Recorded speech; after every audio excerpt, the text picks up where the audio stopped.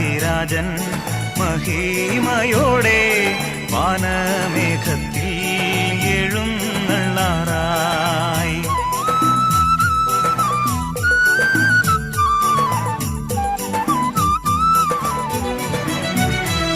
കാന്തനുമായി വാസം ചെയ്യുവാൻ കാലം സമീപമായി പ്രിയരെ, കാലം സമീപമായി പ്രിയരെ.